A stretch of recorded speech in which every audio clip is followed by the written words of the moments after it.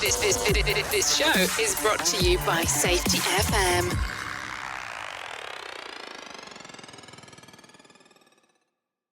The following program is rated for mature audiences. It may contain adult language, adult situations, and frank safety discussions. The names and certain details have been changed to protect the safe and the unsafe. But believe me, every item in here is true. When you think about the ancient title of knight, what do you think of? Someone who is honorable, brave, helpful, and chivalrous. Many of those old orders still exist, and they help people, unify, and develop leaders in the community. In March 2020, at the beginning of the pandemic, Safety Knights was formed. It's an online community created by and for safety professionals. I joined and was blown away. We share information to develop and support leadership within the safety community.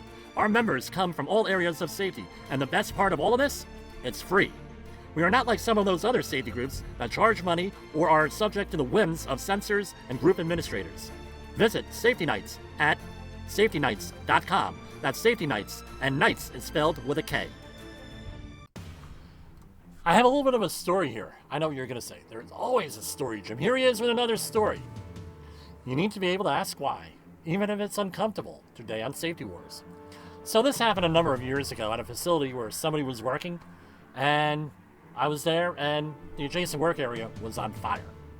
Fire alarms sounded to evacuate, radios went off, evacuate. So, on the way to me evacuating the area, I see one of the people who I'm responsible for. I'm managing for safety. It's about maybe 75 feet away from me. I motion to him to evacuate, and he doesn't evacuate. After about 10 seconds, believe me, it seemed longer than that, I just left him there. I said, well, I'm just going to leave him there, and I'll report that there's a guy in there. I don't know what to do. If I stayed in there, I likely would have been a victim here.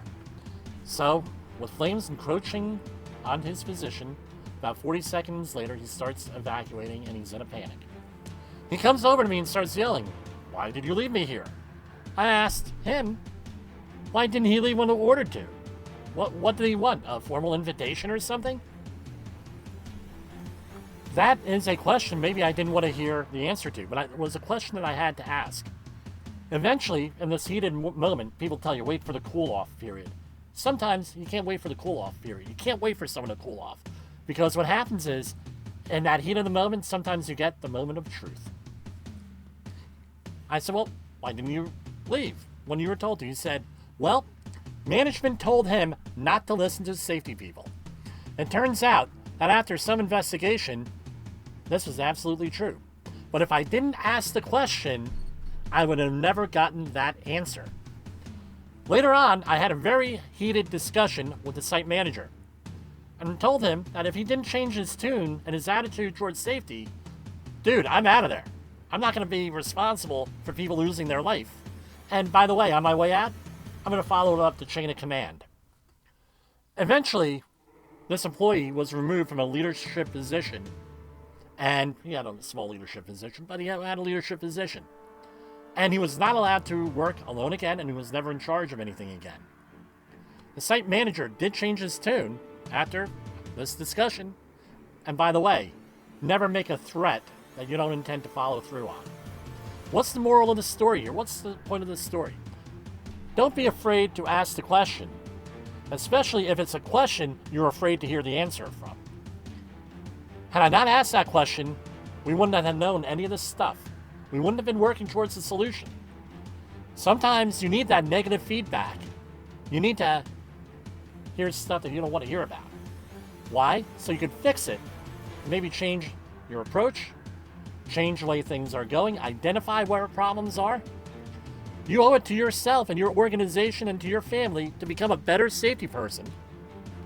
You have to identify behaviors and what the incentives are in an organization that are barriers to you fighting and winning that safety war that I always talk about. Also, in your personal life, find somebody who might be able to tell you off every once in a while. I have a couple of friends that will give me an honest answer no matter what, and that's why they're my friends. For Safety Wars, this is Jim Posel. The views and opinions expressed on this podcast are those of the host and its guest and do not necessarily reflect the official policy or position of the company. Examples of analysis discussed within this podcast are only examples. They should not be utilized in the real world as the only solution available, as they are based only on very limited and dated open source information. Assumptions made within this analysis are not reflective of the position of the company.